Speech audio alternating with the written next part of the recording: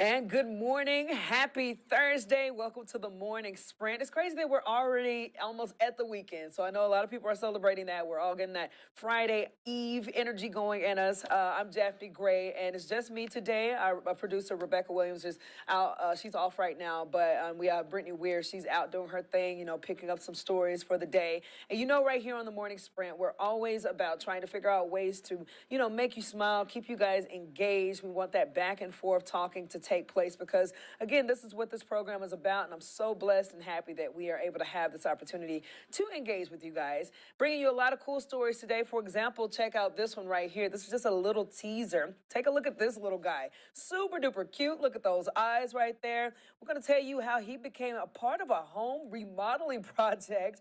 Literally, coming up later in the sprint. You do not want to miss that story because, again, it'll have your eyebrows raised and you'll understand how the phrase curiosity killed the cat. Fortunately, this cat is not dead whatsoever. If anything, it's going to end up in a really nice home. But yeah, we got that crazy story coming to you up next or later in the sprint. So you guys already know right here on the sprint, we also talk about the serious stuff when we need to talk about it. And we need to keep you guys reminded about what's happening with Rockbridge County High School. They'll be closed next Monday for students and staff. This is to attend 18-year-old Devin Riley's funeral. Riley, who was also an athlete and a volunteer firefighter, passed away in a car crash just 2 weeks before he was set to graduate. All other school functions or schools will function on a normal schedule at that time. So, yeah, if you're looking at your screen right now, you'll see that this guy has had a major impact in his school community. I know we've been doing stories on him. You can definitely read up on him on our website at WSLS.com. But shout out to that school for giving people the opportunity to go lay him to rest. Rest in peace and love, Riley, man. I know that's just a tough thing to have to deal with, especially as a parent. Moving on over into Pulaski County right now, the legendary Motor Mile Speedway getting a new name. So, going forward, the track will now be known as the Pulaski County Motorsports Park. The name change is part of the county's efforts to advance economic development in its growing tourism industry. This is going to be a really cool deal. I actually need to take time out to go to one of these races or events. I've never been to one before. When I was in Arkansas, they had a little speedway in one of our smaller towns, and I just remember how popular it was. But to know that this name change is going into effect, a lot of people love them some racing taking place. So someone has to show me, put in the comments, let me know some good places to go to check out some races when all that season gets kicked up and all that good stuff. I think that'd be really interesting. But shout out to them for making that change to try to help out their tourism industry. Hopefully that works out for them. So, got another major step to tell you guys about. This is in Danville for both the student athletes and the economy. Check this story out.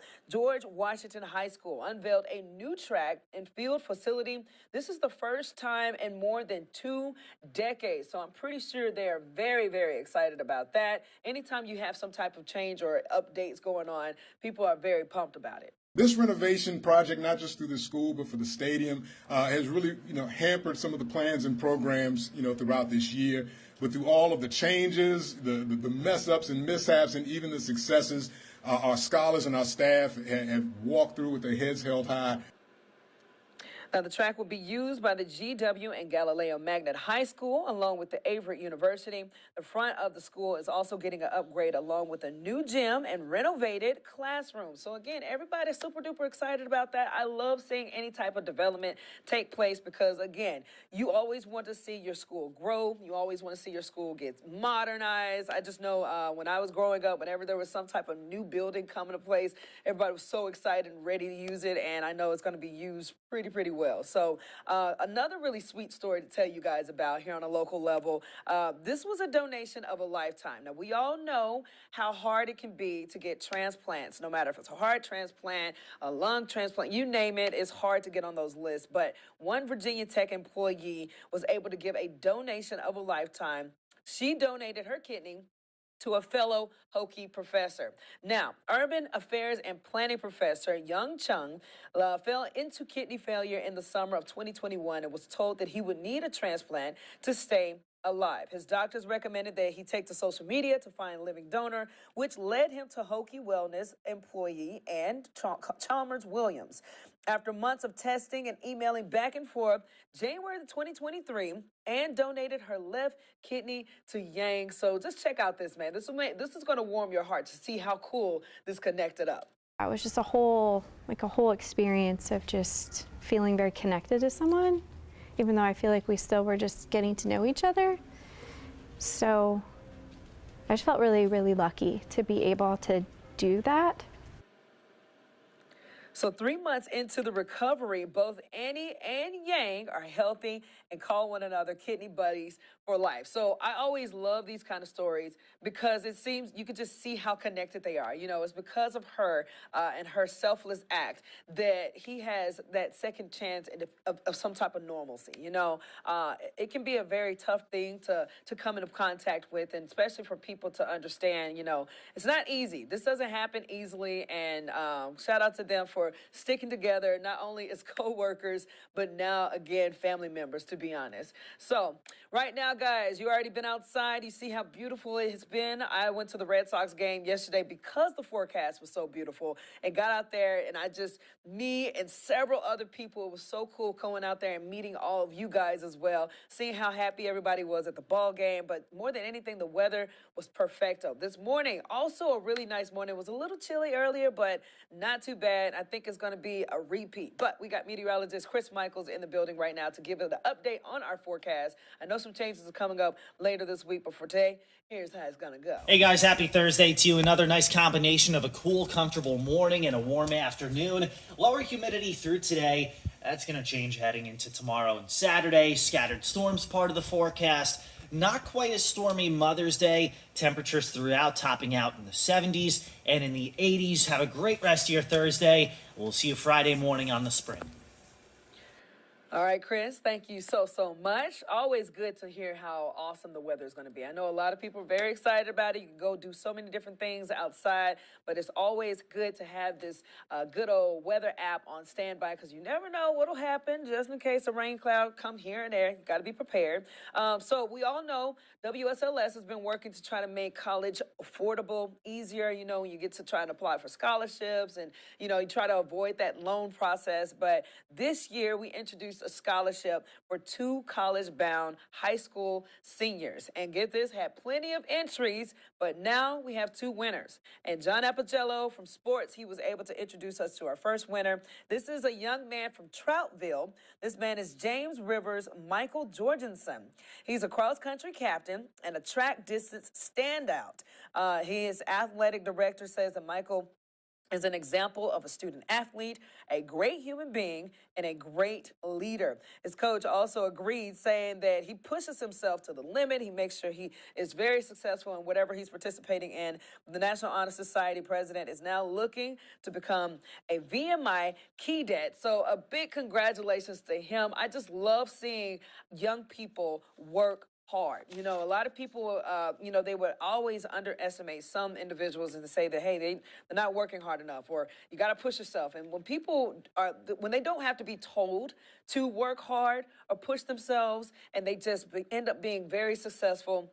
And not only, you know, academically or athletically, but again, as a human, he was a good, you know, inspirer of making sure people are doing their thing. So again, shout out to them. And we are very excited about this whole scholarship process that we're doing. I'm pretty sure we're going to continue doing it moving forward. But again, more major congratulations to good old Michael Jorgensen. So here we go, guys. We also got a really cool story that Brittany Weir brought to the table this morning. She was going over it. It's a Roanoke Ballet. It's the Roanoke Ballet Theater, putting on a very special performance for those who are deaf and hard of hearing. It's called Poetry in Motion. So look how elegant this is. First of all, anytime I think of ballet, I always think it's just a very, very beautiful art. This one-of-a-kind show, though, takes the poem Lark Ascending and brings it to life. While dancers are performing, their hand gestures and movements will also be a form of sign language. This adds another layer that the deaf community is able to pick up on that the hearing community might not notice. The goal for the performance is to have the hearing and deaf audience members be able to watch and enjoy the show, but get something different out of it. there are all these things that a hearing person, they get to enjoy their part of it, but the deaf community, they'll also be able to enjoy it because there are going to be interpreters for everything. And for the ballet, the poem is going to be almost sung through the bodies of the dancers. Now, the hearing audience will see more of the choral work, but the deaf audience can see the variety of ballet performance. This show is able to be put on by the grant from Roanoke City. The grant was awarded for Year of the Artist, which encourages art development in the Star City. Poetry in Motion is opening up this Saturday on the Trinkle stage at Center in the Square. Dude, this is just super exciting. I witnessed ballet one time from working on a particular story, and I just saw how beautiful it was. But to see that this group has put this together in a way that it helps, the deaf community see and pick up on signs that the hearing community can't, probably wouldn't even know what it was meaning. That is such a unique thing to do. I can already tell it took a lot of work to work on. So if you want to know more about this story, just go to our website at WSLS.com. You can hear about what all went into this, how hard it was to make it come to fruition. And again, more details on how you guys can go and check it out. You do not want to miss it. So let's talk about something that's a little bit annoying right now. Mosquitoes. Nobody likes mosquitoes. I know I don't like mosquitoes. You shouldn't like mosquitoes either. But do you ever feel like mosquitoes are just attracted to you in the most annoying places ever? I do, because literally it typically happens when I'm trying to go to sleep at night and I hear this little annoying, that little thing that they do, and then next thing you know, I'm getting lit up, and you go under the covers, you're still getting lit up. It's like, where is this mosquito? Well, get this, they figured out something else. So researchers at Virginia Tech are looking into what is making them so attractive. They found that the scent of soap or perfume can attract these pesky insects, keep them at bay. Researchers say mosquitoes like the smell of fruity or flowery scents, but get this, they're less attracted to the smell of coconut, which doesn't help me at all because I actually hate the smell of coconut. I don't know if you guys really like coconut. Like, I can't do anything coconut flavor or just anything like that. I know some people love it, so don't think that I'm, harping down on something that you like. But yeah, no. We all hate mosquitoes. I know that for a fact. And if you want to keep them away from you, apparently spray yourself with some type of coconut stuff.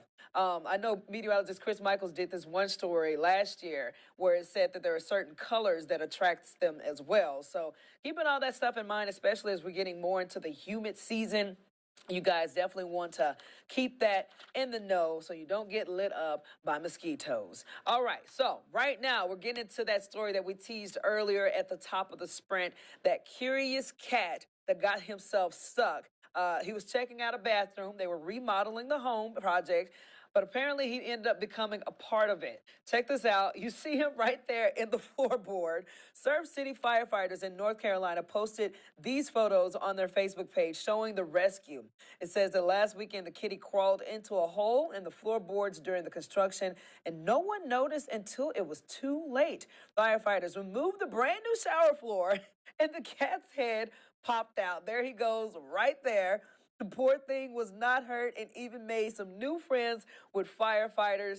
Again, this is just bizarre because I can only imagine the homeowner in this situation is like, say for example, if they would have left or if they were even around and you just keep hearing this meow, meow, meow, like, and you're like, where is this cat coming from? Is my house haunted or something? I don't know. Either way, this was so crazy, and I'm so happy that they rescued this cat because I already know it would have been, it would just been a whole thing. Should that cat have gone hungry? A lot of things could have gone wrong here, but I'm so happy that it's alive and well and probably will not check out any homes anytime soon. Let's go ahead and bring Jazzy Jazz in here. Jazz, are you with me? Yeah, I can. How are you doing this morning? I am good, girl. What do you think about this cat right here? Like, is that crazy or what? Oh my gosh, I'm just glad they were able to find the cat. Uh-huh. Because that is scary. I couldn't imagine just sitting in the bathroom or, just getting ready and then hearing a cat meowing and not knowing where it's coming from. Like, Exactly. And that's my thing. And it's so cool. Like, you see how beautiful his little eyes are. Like, look how pretty his little eyes are. Those big old blue eyes. But I could tell that cat was just like, that's the last time I'm checking out some pipes. last time he getting into something. Yeah, exactly. Okay, so tell me, also about the whole mosquito thing. Are you a coconut fan? I wouldn't say I'm a fan per se. Yeah. But, but I mean, I don't mind it. So you'd be willing to spray yourself with some coconut just so you make sure you ain't gonna get no bit by no mosquito. Honestly, I would. Mosquitoes get on my nerves. Always in the way. Exactly. All right, love. I know it's just me today, but please tell me there's somebody else engaging with us out there. Unfortunately, there are no comments today. We have a ton of viewers, but it seems like people are just shy to conversate with us. But it's nothing to be shy about. Like you said, like you can see, it's very laid back. But we really just want to have this conversation with you. We don't want to be talking at you. We really want you to join the conversation. Just have fun with us. Definitely. Super easy. All you have to do is just head to our website, comment under the live stream, and we'll see our comment right there. We'll even give you a shout out if you comment. Yes, I love it. Okay, so Jazz, in your honest opinion, how would you grade my work soloing this thing? I'm pushing the buttons and I'm doing the work. Am I doing a good job? I would give you an A++. Hey, girl, I love you so much. That's why I love you, Jazz. Jazz, thank you so much, girl. Yeah, of course, you killed it. Okay. Have a good one. You take care. We'll chat with you tomorrow morning, okay? All right, sounds good. All right, bye. All right, guys, before we head out, you already know we got to get to these good old headlines so that you guys can be familiar with some of the stories that's coming up in our later newscasts, okay? Including that's 10 News at noon. 2 students are in custody after a threat sent Liberty High School into lockdown. Sheriff Mike Miller says they received a 911 call, which prompted the police response. Law enforcement responded shortly afterwards and found no gun or any report of shots being fired.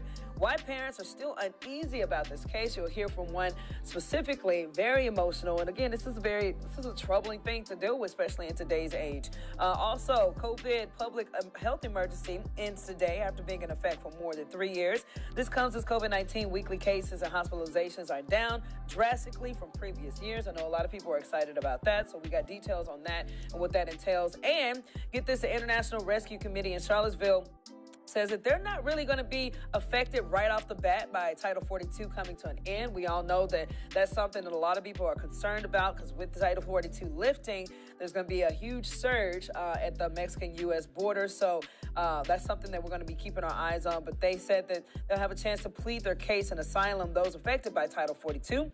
And IRC helps refugees who are already approved for asylum. So you'll hear the role that they play in this whole process, but we'll be sure to give you guys all of those stories and so much more throughout our later newscasts and online at WSLS.com. That does it for today.